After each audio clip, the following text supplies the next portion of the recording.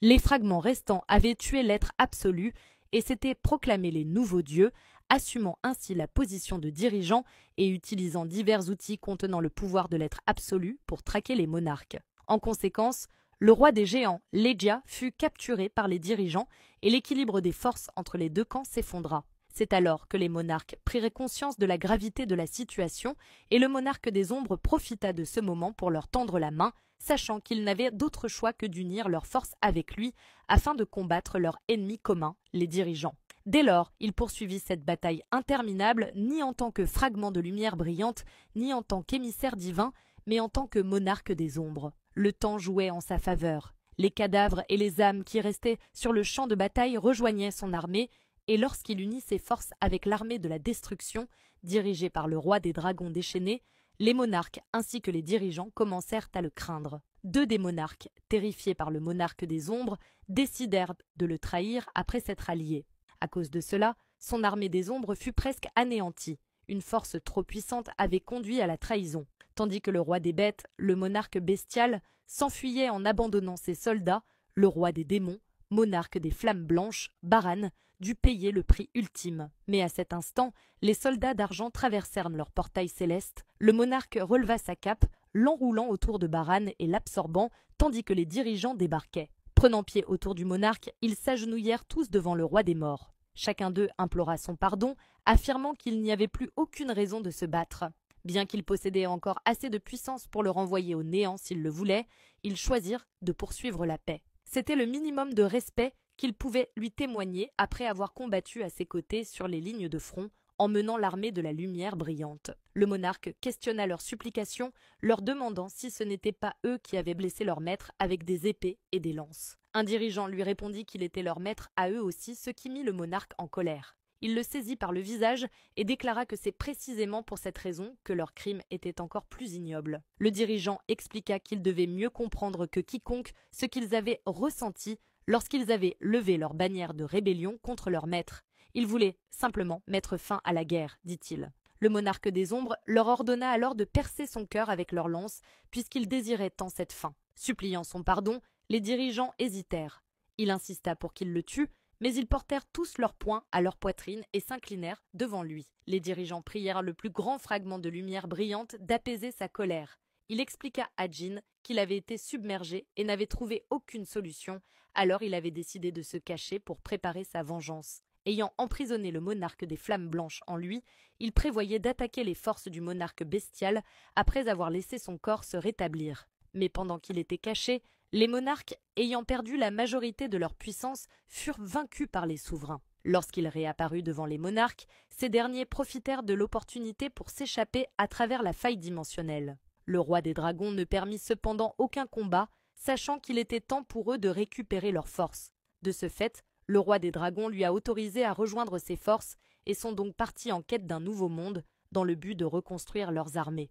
Jin demande s'il s'agissait de la Terre et le monarque confirme, ajoutant que pour les humains, l'apparition des monarques devait sembler très soudaine et que leur annihilation était inévitable. Réalisant qu'il a déjà vu ce paysage auparavant et devinant qu'il s'agit du château des démons, Jin demande si c'est ce qui va se produire dans le futur, mais le monarque répond qu'il s'agit en réalité d'un souvenir du passé. Jin demande ce qu'il veut dire et il lui explique que si la raison d'existence des monarques est la destruction, alors la raison d'existence des dirigeants était de maintenir ce monde en l'absence de l'être absolu. Les dirigeants avaient détecté trop tard les mouvements des monarques et avaient envoyé leurs armées, mais tout était déjà terminé. Naturellement, les dirigeants furent furieux en constatant que l'armée du monde du chaos qu'ils avaient échoué à éradiquer avait réussi à provoquer la destruction d'un autre monde. Pour corriger cette erreur, ils utilisèrent leur outil contenant le pouvoir de l'être absolu, un outil divin qu'il s'était interdit d'utiliser, la coupe de la réincarnation. C'était un artefact extraordinaire capable de remonter le temps de 10 ans. Les dirigeants mirent tout en œuvre pour sauver ce monde, mais la Terre telle qu'elle était alors était bien trop faible pour affronter les monarques. Un monde dépourvu d'énergie magique ne pouvait pas supporter des batailles d'une telle envergure, que ce soit les monarques ou les dirigeants qui remportent la guerre, l'impact sur la planète serait le même. Ainsi, les dirigeants prirent une décision extrêmement difficile. S'ils ne pouvaient pas sauver tout le monde, ils voulaient au moins s'assurer qu'un certain nombre de personnes survivent afin que ces derniers puisse perpétuer l'humanité dans ce monde. Jin comprend alors que c'est ainsi que les chasseurs ont été créés. Le monarque poursuit en expliquant qu'il transformait des êtres humains en individus capables de survivre à l'affrontement entre les deux forces. Les dirigeants voulaient que l'humanité survive, peu importe ce qu'ils devaient faire. Jin Woo réfléchit au fait que, pour ceux qui peuvent survivre dans ce monde transformé, s'ils réalisaient qu'à l'exception d'un petit nombre de personnes, tous les autres devaient mourir, la société pourrait-elle vraiment continuer à fonctionner normalement?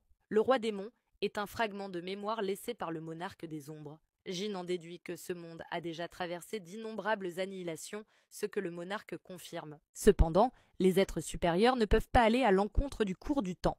Ils sont capables de percevoir les changements dans le flux temporel causé par la coupe de la réincarnation. Tandis que les dirigeants tentaient à plusieurs reprises de corriger leurs erreurs, les monarques commencèrent aussi à modifier continuellement leurs plans jusqu'à ce que l'outil divin ne puisse plus être utilisé. Jin demande alors combien de fois la coupe de la réincarnation peut être utilisée et le monarque répond qu'il n'existe pas de puissance infinie. Tout comme l'être absolu capable de créer des mondes a été éliminé par ses propres créations, Jin s'interroge sur la manière dont des créations ont pu tuer leur créateur. Le roi lui répond que ce n'est pas différent des humains mourant à cause des machines qu'ils ont construites. Les fragments de lumière avaient été créés pour combattre et leur pouvoir était plus que suffisant pour faire tomber leur créateur. Ensuite, les monarques utilisèrent les méthodes des dirigeants pour mettre en place leurs propres plans. De la même manière que les dirigeants avaient prêté du pouvoir aux humains afin qu'ils puissent tuer les bêtes magiques et ainsi renforcer le monde, les monarques empruntèrent aussi les corps humains pour descendre dans ce monde et y déployer leurs armées bien plus tôt que ce que les dirigeants avaient prévu. Ils avaient planifié d'utiliser l'énergie magique dispersée sur Terre par les dirigeants pour transformer la planète entière en un gigantesque piège afin d'anéantir d'un seul coup les armées des dirigeants venus en aide à l'humanité. Le monarque des ombres explique à Jin que pour qu'un monarque qui possède un pouvoir incroyable puisse venir dans ce monde, il lui faut un corps hôte capable de supporter sa puissance. Mais comme le monarque des ombres et le monarque de la destruction possédaient des pouvoirs trop immenses, il ne pouvait trouver aucun humain adapté pour les accueillir. Durant cette période, l'un des mages les plus compétents aux ordres d'un roi est venu voir le roi des ombres avec une proposition. Il était prêt à lui trouver un humain convenable. Ce mage, appelé l'architecte, affirma qu'il n'offrirait son aide qu'en échange d'un corps immortel.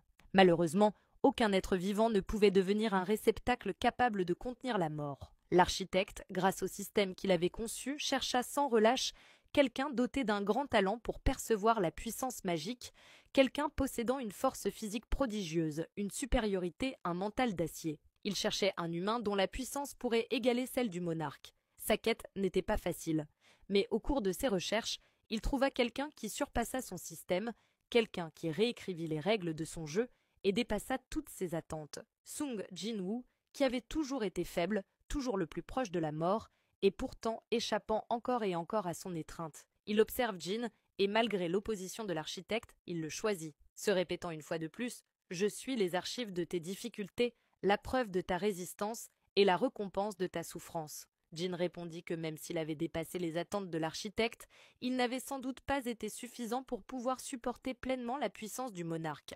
Le monarque dit que c'est pourquoi l'architecte avait utilisé des éléments liés aux compétences humaines et aux préférences humaines pour s'adapter à sa force. En utilisant les jeux et le divertissement pour alimenter l'amusement de Jin, le système de l'architecte, qui utilisait le pouvoir du monarque, transforma progressivement le corps de Jin, niveau après niveau, afin qu'il puisse l'égaler. Jin comprit alors pourquoi le système ressemblait autant à un jeu, notamment avec ses aspects liés aux joueurs. Mais le monarque trahit l'architecte. Pourquoi ? Demanda Jin. Le monarque répondit que les excuses des dirigeants et la trahison des monarques l'avaient amené à se questionner sur le camp auquel il devait appartenir. Il prit une décision et souhaita qu'elle en soit ainsi. Le temps qu'il passa avec Jin fut si heureux, peut-être ne voulait-il pas le perdre. Il devint Jin et Jin devint lui. Peu importe qui devient le propriétaire de ce corps, cela ne sera pas étrange, car il ne faisait déjà plus qu'un. Ainsi, il offrit un choix à Jin. Il pouvait rester dans ce domaine de la mort et profiter des rêves éternels qu'il s'était créés. Cependant, s'il faisait un autre choix, il serait renvoyé dans la réalité et devrait affronter ses adversaires. Jin-woo interrogea le monarque sur sa décision. S'il n'avait pas choisi de rejoindre les dirigeants, pourquoi s'était-il enfui vers l'autre monde avec les monarques, alors même que sa volonté de combattre les dirigeants avait disparu? Il répondit que c'était parce que cet endroit ne lui offrait plus de place. Jin acquiesça, affirmant que c'est pareil pour lui, il n'est pas non plus à sa place ici. Le monarque lui sourit comme s'il était le président, tandis que Jin lui demanda s'il s'agissait de leur dernière rencontre. Le monarque répondit qu'il retournerait se reposer. Mais Jin, le monarque des ombres, vivra éternellement. Ainsi, il était peu probable que leurs chemins se croisent à nouveau, ajoutant qu'avec la mort de Jin, son pouvoir est devenu absolu. Et il ajoute, afin de t'en aller, il faut. Mais Jin l'interrompt, affirmant, je sais, car je suis toi. Il ferme les yeux et dit, abonne-toi.